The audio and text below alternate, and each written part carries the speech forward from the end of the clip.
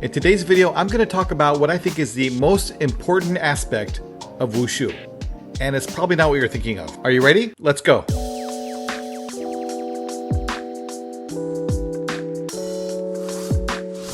Hey everyone, it's Mark. You know what? I don't really want to do this inside today. It's a really nice day outside, so let's go out there. So here's the deal. I know that saying that something, anything, is the most important aspect of anything is a little bit dangerous, let alone saying that about Wushu. But before we get into the weeds of this topic, let me give you a few caveats. Number one, this is just my opinion. What I'm talking about is, for me, the most important aspect of Wushu. It doesn't mean it's the most important for you, and it doesn't mean that whatever you think is the most important isn't accurate either. It's a perspective, and your opinion is just as valid as my opinion. I'm definitely not stating a universal truth for all people. And number two, if you were paying attention to the video where I talked about my true purpose for doing Wushu, then this won't really come as a big surprise to you. I hinted at it pretty hard, so this really will not be a shocker for most of you out there. So, what is the most important aspect of Wushu, in Mark's opinion? It's relationships.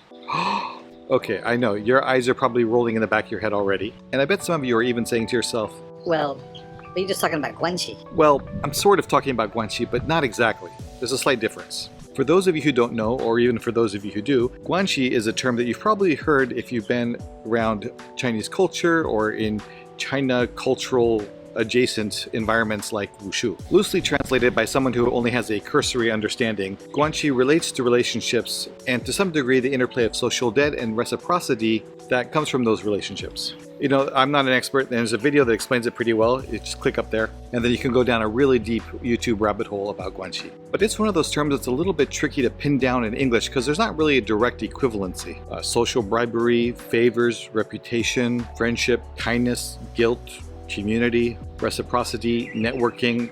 It's kind of a melting pot of a lot of those together. I don't think that guanxi is necessarily the most important aspect of Wushu. I only wanted to bring it up because I know that as soon as I said relationships, most people start putting in the comments, oh, you just mean guanxi. Because oftentimes in the context of Chinese culture, if you're talking about relationships, you're talking about guanxi.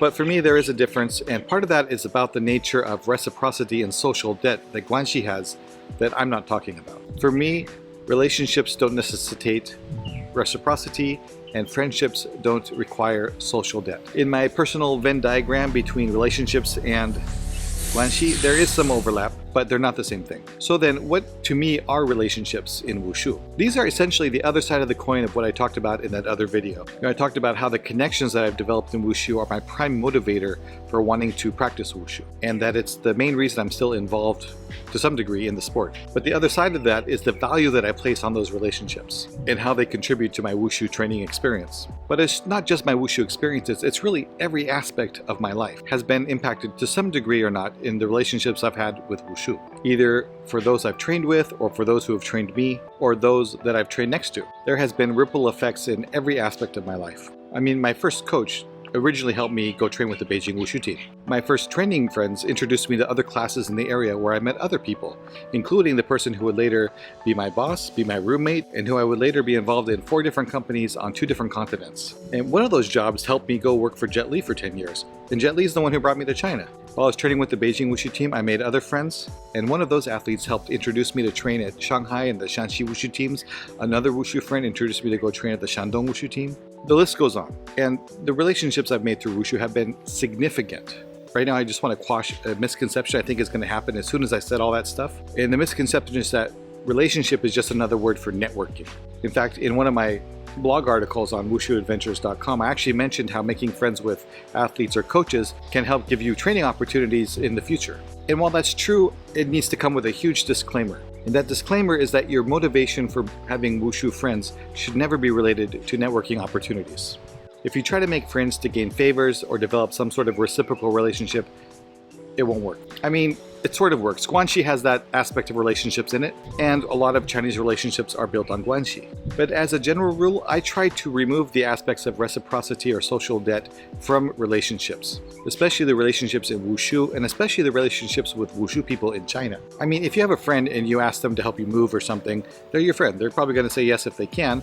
If they ask you to help you with something, you're going to say yes too. That's what friendship is. And the key word there is expectation. If you expect like you deserve favors from someone and that's why you're making friends with them, then you're sort of missing the whole point of having relationships. It seems a little paradoxical, but I've found at least that the more you expect reciprocity from the relationships you make in Wushu, especially in China, the more opportunities you actually have in the future. Sorry, I need to pause that. I said that exactly the opposite of what I meant. What I meant to say was, the less you expect reciprocity, the more likely you end up getting opportunities.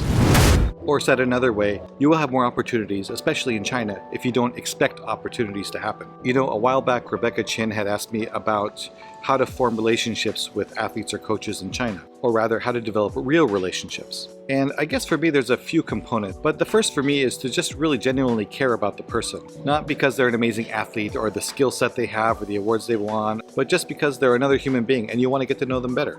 And added to that, the next one would be just to be friendly, to be kind, to be a genuinely nice person. And that comes from caring about people.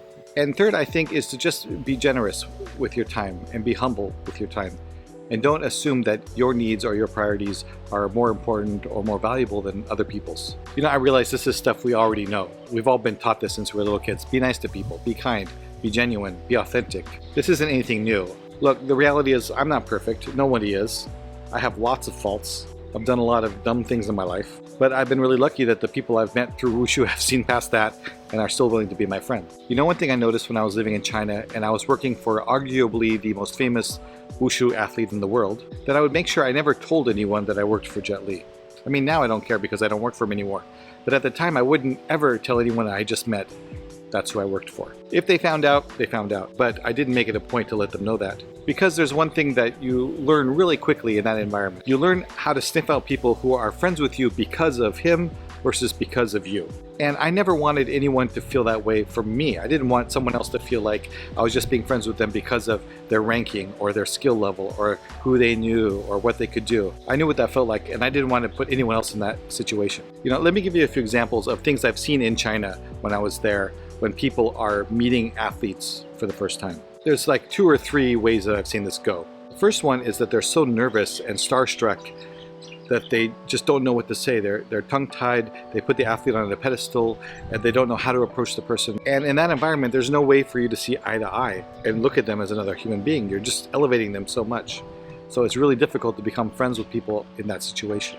Or the second thing I've seen is that as soon as they become acquaintances, they just met the person, they start asking favors like, hey, can you introduce me to this person? Or hey, can you help me learn this thing? Or hey, can you take me to the weapons store and help me buy some weapons at a discount? Or blah, blah, blah.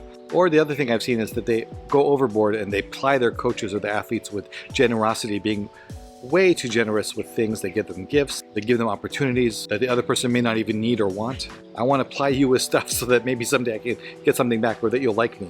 Be friends with them. You know, ask them about where they're from. Where's their Laojiao? Where's their hometown? What do their parents do?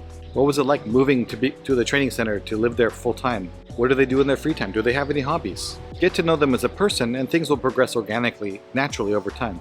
Again, this isn't really stuff you don't know already. Everyone kind of knows this stuff intuitively. But just because we know it doesn't mean we always live by it. Because we've all been in those situations, myself included, where we don't act as we normally would with just our friends. And then it becomes really hard to develop that friendship with somebody. You know, another thing worth noting, the reason I'm saying athletes so much versus coaches is because the relationship you have with an athlete versus a coach in China is very different. A coach is your teacher. There is a different level of relationship than you have with an athlete who you're training next to. And honestly, I've rarely developed close relationships with people who are coaching me in China. But I have developed close relationships with the people I'm training with. There's still a social distance between a teacher and a student. And I think it's something to do with being entrusted with someone's welfare. When a coach has to coach you and take care of your education, your knowledge, your skill development, there's a level of ownership there and taking responsibility for your well-being. You don't have that with other athletes. You're on a level playing field, so there's no feeling of specific responsibility for the other person's development.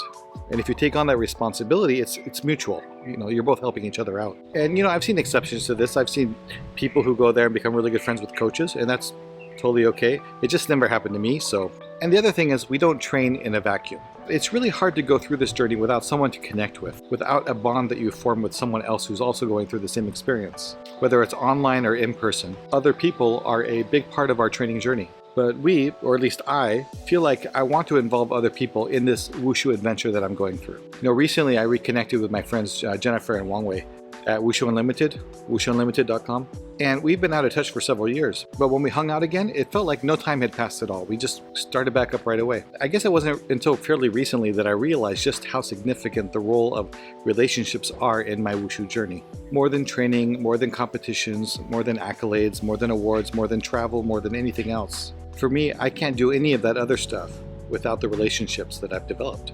And that's why, for me, relationships are the most important aspect of Wushu. My journey with Wushu didn't start with a punch or a kick.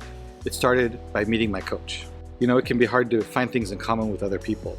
So we've really been given a huge gift. We share this amazing bond of a love for Wushu, a sport and an art that is both fundamentally challenging, seemingly impossible, endlessly difficult, but at the same time consistently rewarding and never-endingly enjoyable. Wushu unites us. And unity, in my opinion, is our highest level of existence. And the ability of Wushu to unite us together, in spite of different backgrounds or upbringings, or perspectives or politics, is something I really hope I never take for granted. I know, this is a bit of a soapbox today. I apologize for this mini rant. But if you want to mini rant yourself, feel free to leave some comments down below. Like, subscribe, blah, blah, blah, all that stuff. Thank you so much for listening. Until next time, keep training hard. Jayo.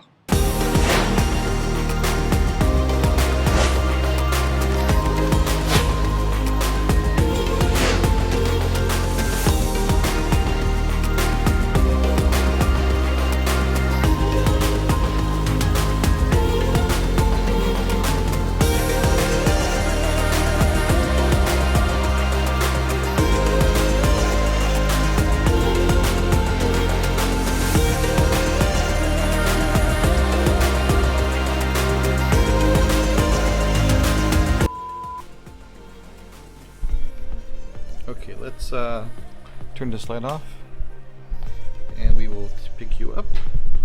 Got my iPad. This is where I keep my notes on what I'm going to say in these videos, just to make sure I don't forget something. There is the cat. Milo. Outside. Take a look.